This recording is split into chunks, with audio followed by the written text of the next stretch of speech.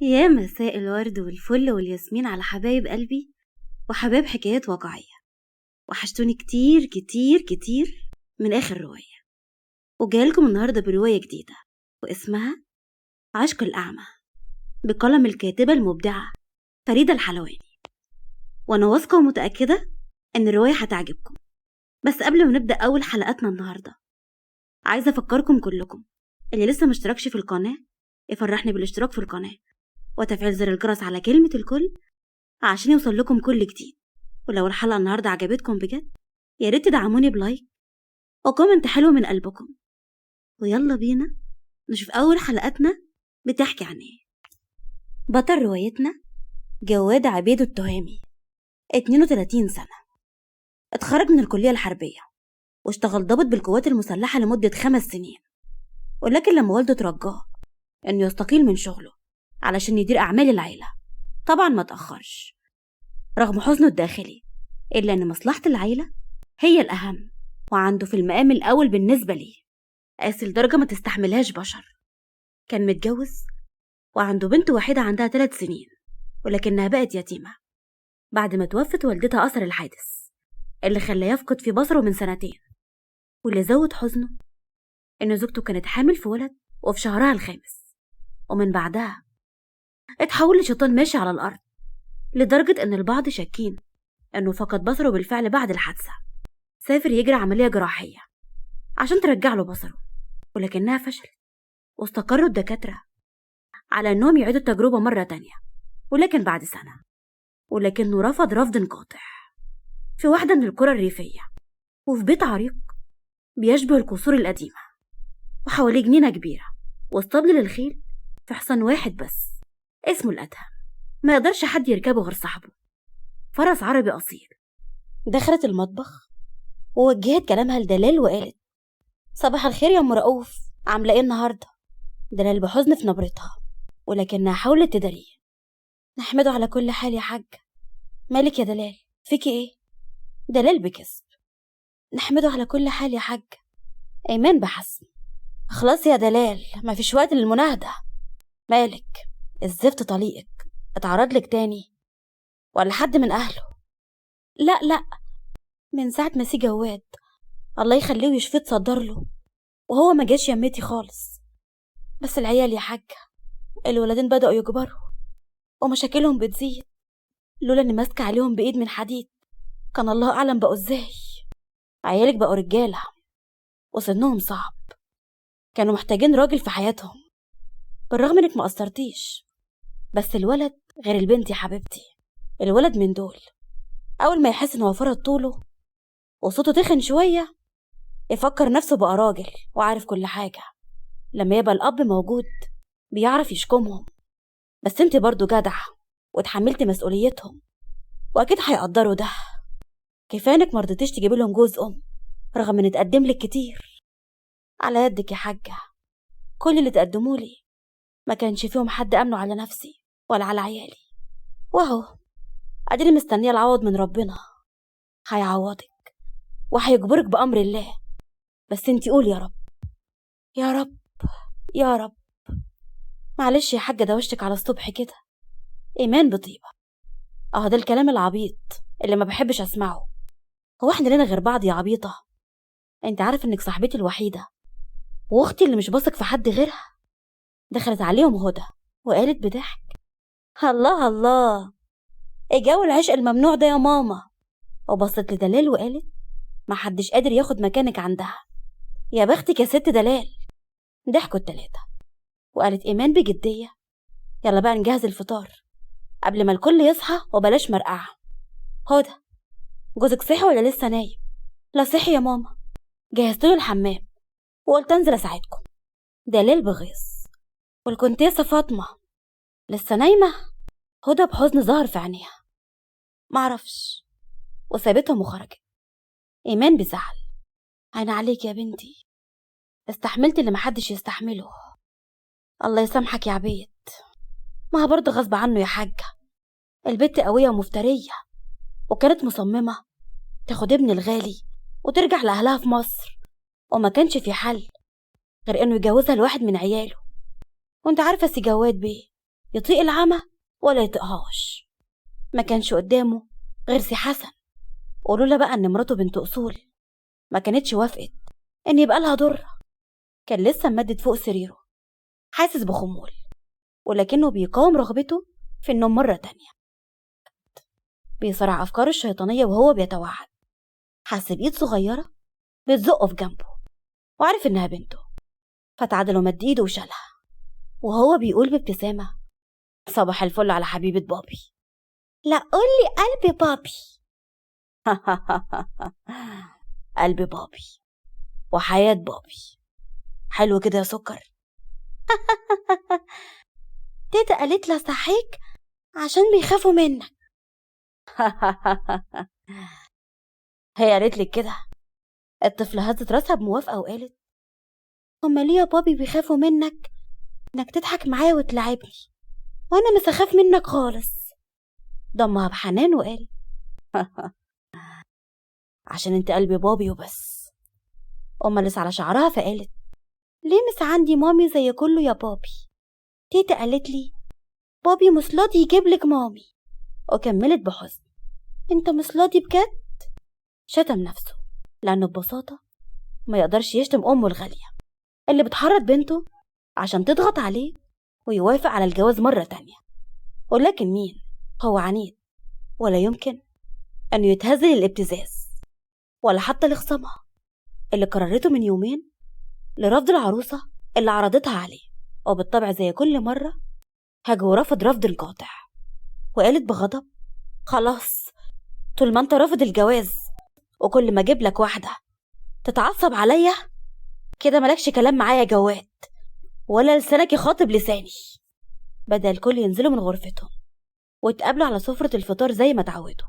واخر شخص نزل هو جواد ومعاه بنته، وقدامه احمد ابن عمه اللي وقف على اخر سلمة بينتظره وقال له بخبز: صباح الخير يا جواد، كنت رنيت عليا عشان اجي اساعدك تنزل حبيبة مهما كانت صغيرة، ومش هتلحقك لو وقعت وانت مش شايف قدامك يا ابن عمي.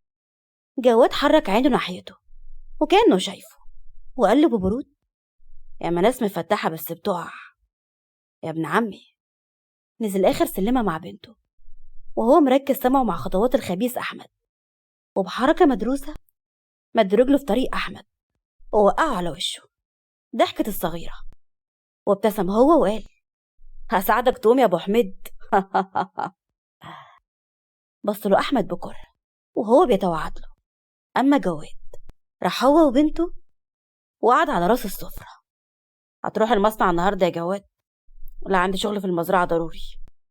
اتدخل أحمد وقال بغل مكبوت: بس في ورق مهم لازم يتمضي، وانت مش هتمضي عليه غير لما تحوله للطريقة بتاعتك دي عشان تعرف تقراه، وده ورق مستعجل. بص العم وكمل: الله يسامحك يا عمي، انت اللي خليت كل حاجة في ايده وباينة تحت رحمته. عبيت بغضب: هو انا لقيتكم عارفين تمشوا الشغل من غيره وحبيت اتحكم وخلاص؟ انا خليت ابني يتنازل عن حلم حياته ان يبقى ضابط في الجيش بعد كل اللي وصل له والترقيات الاستثنائية اللي اخدها علشان كفاءته. ليه ها؟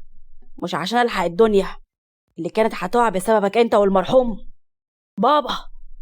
صرخ جواد لما ذكر والده اخوه المتوفي، برغم ان علاقته بيه ما كانتش على افضل حال، الا انه بيتأذى لما سيرته بتيجي لشعوره بالذنب على شيء ملوش يد فيه. سكت الجميع خوف من غضبه واكلوا بصمت. وفي بيت بسيط مكون من دورين حول جنينة صغيرة دخلت لها امها بابتسامة وهي بتقول: صباح الدهب والألماظ على نن عين امها. هو في ام بتدلع بنتها كده؟ انا ربنا بيحبني والله. بست ايديها باحترام وقالت: احلى صباح صباحك يا دوحة. يا بنت مش هتبطلي بقى تقولي الاسم ده، خلاص انت كبرتي عليه. خلاص بقى، اتعودت عليه يا ماما من وانا صغيرة، لما ما كنتش عايزة اقولك يا ماما وبرضه مش عارفة اقولك اسمك. بابا هو اللي قال لي قولي لها يا توحة، وبعدين بصراحة كده الاسم احلى ولايق عليكي. ضحكت الام توحيدة وقالت: طب يلا بقى يا غلبوية، عشان نحضر الفطار، أبوك بيصلي وهيحصلنا. وقفت معاها في المطبخ بتجهز الأكل وقالت: هي خالته زينب مش هتيجي النهاردة؟ بقالها كام يوم ما جاتش. توحيدة بحسن، منها لله حماتها المفترية، مطلعة عينها وحرقة دمها في الطلعة وفي النزلة. أنا مش عارفة هي ليه مش عايزة تتطلق منه بدل البهدلة والإهانة دي. يعني أنا أسفة يا ماما كده، هو أصلا ملوش لازمة في حياتها غير معاملة أمه ليها، وهي اللي بتصرف كمان على الولدين. يبقى إيه بقى؟ مش ده كلامك دايما؟ يا بنتي احنا في بلد أرياف، والطلاق حاجة ومش سهلة، وهي خايفة على سمعتها، ولو اتطلقت كلام الناس ما بيرحمش. انت ما شفتيش دلال لما صممت تتطلق اتقال عليها ايه؟ بس هي ست جدعة وشخصيتها قوية وما همهاش، وقالت الناس مش هتعيش بدالي انا وعيالي، وهي بقالها 10 سنين عاملة نفسها اب وام للولدين وبترفض كل اللي بيتقدم لها. بس زينب اختي قليلة حيلة وضعيفة، كل مشكلتها كلام الناس. ربنا يصلح لها حالها يا ماما. أمنت الأم على دعاء بنتها. في طريقه للمزرعة مع أخوه هو بيقول: نزلت إعلان عن دكتور بيطري جديد. رد عليه حسن وهو مركز في السواقة: انت برضه مصمم تطرده؟ يعني أنا بقول دي أول غلطة ليه ونلفت نظره، ولو كررها تفصله زي ما انت عايز. الأولى بتجر 10 وراها. احنا مش شغالين عندنا أكتر من 500 عامل وفلاح، ولو تهاونت مع واحد الكل هيغلط وهيهملوا الشغل. مش ده اللي كان حصل في المصنع لما كان المرحوم وأحمد ماسكينه؟ كان العمال آخر إهمال عشان مفيش حسيب ولا رقيب. وقتها أبوك صمم إن استقيل من الجيش قبل ما المصنع يتقفل. حسن بحزن: والله العظيم أنا وقتها رفضت أنا ومصطفى، وكنا هنقسم الشغل بينا، لكن أبوك مرضاش وقال كفاية علينا شغل المزرعة بدل ما تخرب هي كمان. عارف يا حسن، خلاص الموضوع ما بقاش في دماغي أصلا. أنا خدت على الشغل ده وحبيته، ومش هسمح لأحمد الكلب ده إنه يضيع كل اللي صلحته في سنين. إنسان غريب، يعني الحمد لله ربنا كرمنا ومش محتاجين فلوس. ليه بقى هو مصمم يكسب بالحرام؟ عايز نغش في اللحوم اللي بنصنعها. ما فكرش في الناس اللي هتاكل وهي واثقة إن إحنا بنراعي ربنا. مش لما يفكر في ربنا وحسابه الأول يبقى يفكر في الناس اللي زي ده. الطمع والحقد مالي قلبه قبل عينه. ده عايز يتجوز على مراته عشان يخلف ولد، مع إنه هو معاه ست محترمة والله اخسر فيه. بس تقول ايه بقى؟ فرغت عين. ربنا يرزقه بواحدة تطلع عليه القديم والجديد. أصل المثل بيقول البطران آخرته قطران.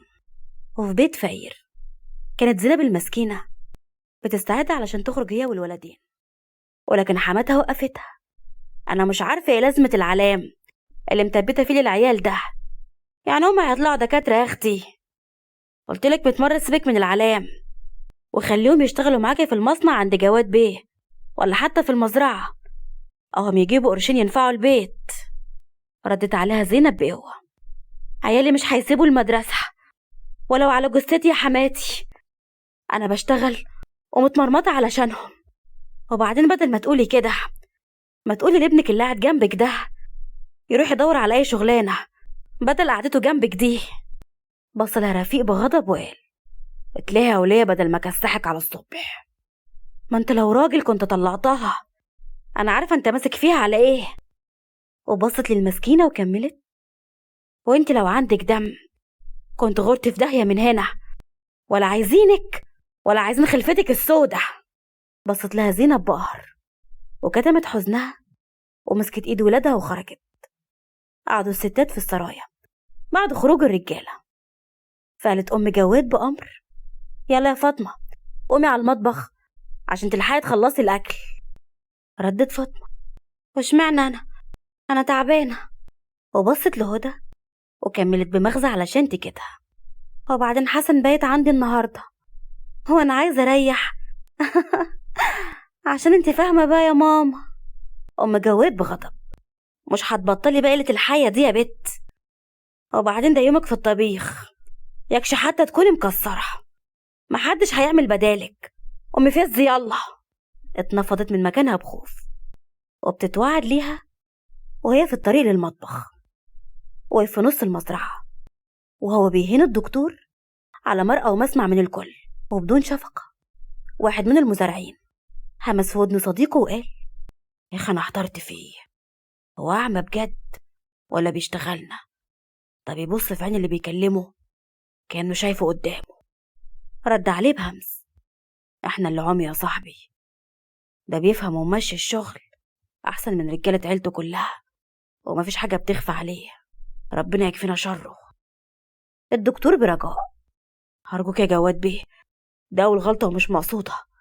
أنا لما فكرت أغير نوع العلف يبقى بوفر فرق السعر الكبير اللي بينهم، وأصلا المواشي هنا معتمد أكتر على المراعي الطبيعية مش العلف بس، وأنت بتدفع من جيب أبوك. طب اللي وفرته من تمن العلف أنا خسرت قصاده أضعاف عشان أوزان المواشي قلت.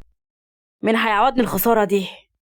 لسه الدكتور هيتكلم إلا إن هو صرخ فيه وكأنه شايفه: خلاص مش هقعد اليوم كله أحكي معاك في أمر منتهي. اتفضل سلم شغلك لدكتور هاني وروح الحسابات خد حساب الأيام اللي اشتغلتها، وأنا إكراما مني مش هخصمها منك. يلا. قعدت بالليل في بلكونة غرفتها بعد ما نام والدها. حست بملل رهيب فجابت كتاب تقراه وهي بتسمع أغاني نجاة اللي بتعشقها، ولكنها لقت نفسها عاوزة تخرج وتروح على مكانها السري، لأنها زي العصفورة المحبوسة اللي كارهة القفص حتى لو كان من دهب. وفي لحظة تهور قامت وغيرت هدومها وشجعت نفسها وقالت: عادي يا دهب، ما انت عملتها مرتين قبل كده ومحدش حس بحاجة. وبصت في المراية وكملت: أيوة صح عادي، يعني أنا هروح بس أقعد نص ساعة أشم هوا وارجع بسرعة. اتسحبت من غرفتها وخرجت من البيت ومنه لمكانها السري. اتحرك من جناحه بدون تفكير وراح على الاسطبل وفتحه، ولسه هيدخل إلا أنه سمع العامل المسؤول عن الفرس كان جاي جري: جواد باشا، يا مرحب بيه، بقالك يومين ما جيتش والأدهم هيتجنن عليك. هو عامل ايه؟ اوعى تكون أهملت فيه قاتلك. صبري رد عليه برعب: والله أبدا يا باشا، داني حطه في عيني. طلعهولي. بص له صبري بسهول ولكنه اتعود على جنونه فاتحرك من غير ما ينطق بحرف. قرب جواد من الأدهم وملس على شعره الناعم وهو بيهمس في ودنه: وحشتني يا صاحبي، عايز اروح المكان بتاعنا، مخنوق. هز الحصان راسه علامة على الموافقة وركب جواد الحصان باحترافية وانطلق بيه بسرعة بعد ما فتح له العامل الباب الخلفي للسرايا. هو أعمى مش شايف غير السواد اللي غلف حياته، لكن حصانه شايف وحافظ الطريق كويس. اعتمد عليه لحد ما بقوا شبه بعض في كتير من الصفات. حس انه بقى حر طليق وهو بيسابق الريح فوق ظهر الحصان لحد لما وصل للمكان المحبب لقلبه من سنين بعيدة. كان المكان عبارة عن أرض خضراء قريبة من بحيرة مية وفيها شجرة كبيرة بيحب يقعد تحتها، ولكنه ما يعرفش إن في شخص تاني احتل جنته أو صومعته الخاصة زي ما بيقول عليها. ونكمل بكرة، بس ما تنسوش تقولولي رأيكم في التعليقات لأن رأيكم يهمني جدا. باي باي يا حبايبي، وهتوحشوني كتير للحلقة الجاية. وياريت تقولولي بتتابعوني من أي بلد.